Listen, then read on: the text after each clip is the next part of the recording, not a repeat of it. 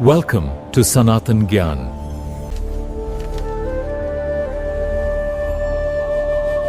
सनातन ज्ञान पॉडकास्ट में आपका स्वागत है।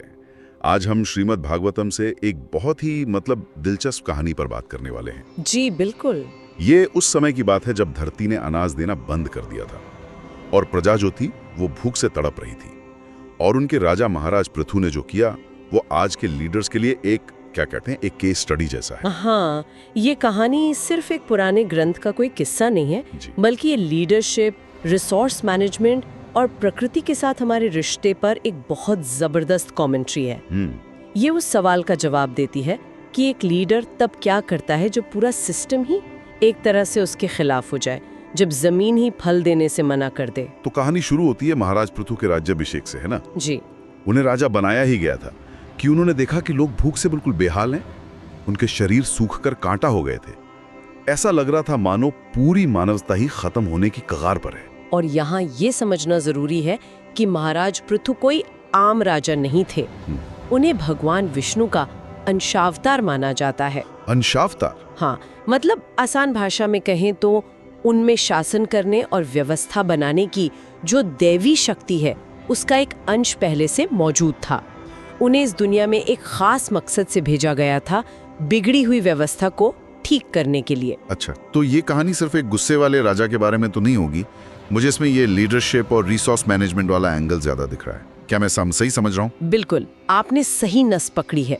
ये लीडरशिप क्राइसिस और रिसोर्स की कमी की कहानी है, लेकिन उससे भी ज्यादा ये इस बारे में है कि जब व्यवस्था आपसे सहयोग करना बंद कर दे तो एक लीडर क्या करता है? हार मान लेता है या समस्या की जड़ तक जाता है। ठीक है, तो कहानी आगे कैसे बढ़ती है?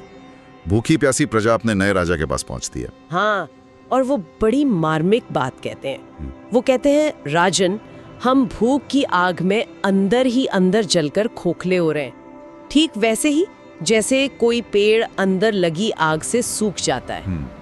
आप हमारे रक्षक हैं, आप ही हमें बचाइए। ये सिर्फ एक शिकायत नहीं थी, ये अपने राजा पर भरोसे का एक ऐलान था। और एक अच्छा लीडर अपनी टीम या अपनी प्रजा की तकलीफ को महसूस करता है। पृथु ने भी यही किया होगा। उन्होंने सिर्फ महसूस नहीं किया, उन्होंने इस पर बहुत गहराई से सोचा। वो घंटों तक विचार करते रहे कि आखिर ऐसा क्यों हो रहा है, और फिर वो इस नतीजे पर पहुंचे कि ये कोई प्राकृतिक आपदा नहीं है। उन्हें ये एहसास हुआ कि पृथ्वी यानी धरती माँ जानबूझकर अनाज के बीजों को अपने अंदर छुपा रही है, उन्हें उगने नहीं दे रही। अरे, मतलब धरती ने एक तरह से हड़ताल कर दी थी। बिल्कुल। और यहीं पे कहानी एक इनक्रेडिबल टर्न लेती है। राजा पृथु इतना गुस्सा हो जाते हैं कि वो अपना धनुष बाण उठाकर लिटरली धरती को ही मारने निकल पड़ते हैं। मतलब कोई सोच सकता है एक राजा अपनी धरती पर हमला करने जा रहा है। ये सुनने में बहुत अजीब लगता है, लेकिन ये उनके किरदार की गहराई दिखाता है। उनका गुस्सा निजी नहीं था, वो अपनी प्रजा की पीड़ा से इतने ज्यादा दुखी थे कि उन्हें लगा अगर धरती अपना धर्म नहीं निभा रही तो उसे दंड देना ही होगा। उनकी आंखें गुस्से से बिल्कुल लाल थीं और उन्होंने पृथ्वी को खत्म करने की ठान ली थी। और धरती का क्या रिएक्शन था? जब पृथ्वी ने देखा कि राजा उसे मारने के लिए आ रहे हैं तो वो डर से कांप गई। खुद को बचाने के लिए उसने एक गाय का रूप धारण कर लिया और भागने लगी। गाय का रूप? हाँ, उसे लगा कि एक गाय पर जो पवित्र मानी जाती है कोई हाथ नहीं उठाएगा। ये सोचना भी अजीब है।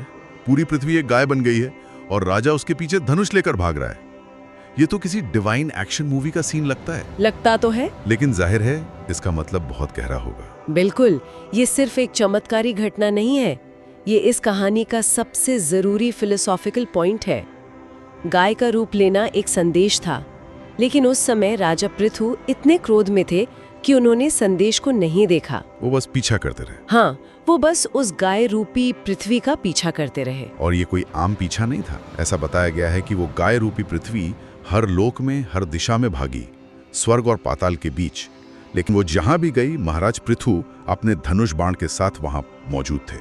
जैसे मृत्यु से कोई नहीं बच सकता, बिल्कुल वैसे ही वो राजा पृथु से नहीं बच पा रही थी। अंत में जब भागने का कोई रास्ता नहीं बचा तो वो हार कर दुखी मन से वापस राजा के सामने आ खड़ी हुई। अब टकराव का दौर खत्म हो रहा था और संवाद का दौर शुरू होने वाला था। तो अब धरती बात करने की कोशिश करती है। हाँ, वो दया की भीख मांगती है।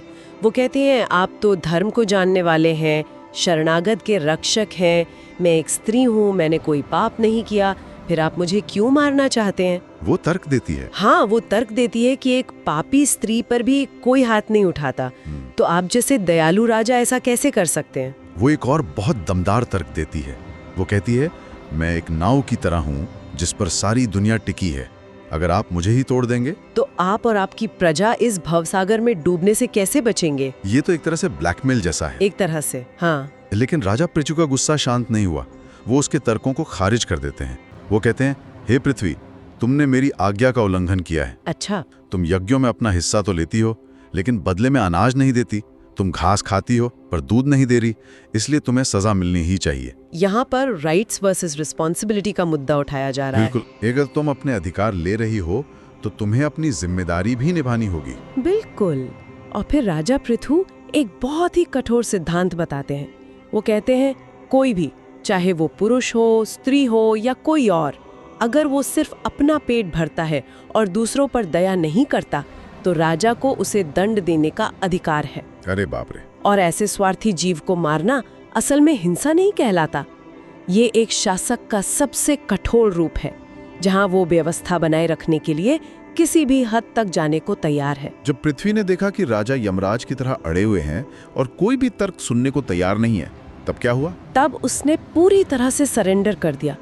वो कांपते हुए हाथ जोड़कर राजा के सामने खड़ी हो गई और उनकी स्तुति करने लगी। उसने हार मान ली। हाँ, उसने राजा में भगवान को देखा और कहा, हे प्रभु, आप ही सृष्टि बनाते हैं, आप ही इसे पालते हैं, आपने ही वराह अवतार लेकर मुझे रसातल से बचाया था और आज आप ही मुझे मारने को तैयार है।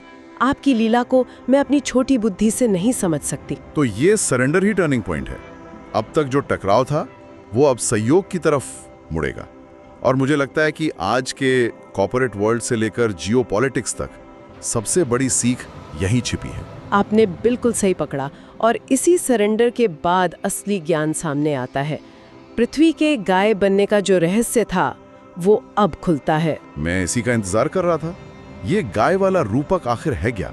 देखिए, यहाँ पृथ्वी का गाय बनना सिर्फ एक मेटाफर नहीं है, इसमें एक गहरा इकोनॉमिक और इकोलॉजिकल मॉडल छिपा है। अच्छा। गाय का दोहन किया जाता है, यानी उसे पाला पोसा जाता है, उसकी देखभाल की जाती है और फिर उसका दूध लिया जाता है। उसे मारा नहीं जाता? उसे मारा नहीं जाता। राजा पृथु का गुस्सा धरती को मारने का था, जो एक अनसस्टेनेबल मॉडल है, वो एक्सप्लॉयटेशन है, शोषण है। अच्छा। तो पृथ्वी गाय बनकर राजा को ये सिखा रही थी कि मुझे मारो मत, मेरा दोहन करो। वाह, ये तो कमाल का इंसाइट है। ये एक्सप्लॉयटेशन और सस्टेनेबल यूटिलाइजेशन के बीच का सदियों पुराना फर्क है। एग्जैक्टली। समाधान मारने में नहीं, दोहन में था। और आगे की कहानी यही बताती है। जब पृथ्वी ने सरेंडर कर दिया तो उसने राजा को उपाय बताया।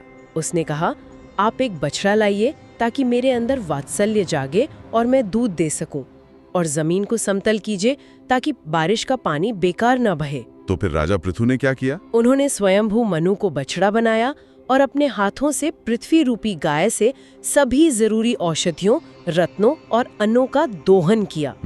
उन्होंने धरती को समतल किया, गांव और शहर बसाए और एक ऐसी व्यवस्था बनाई जहां इंसान और प्रकृति के बीच सहयोग का रिश्ता था, टकराव का नहीं। उन्होंने धरती को मारा नहीं, उसे दूहा।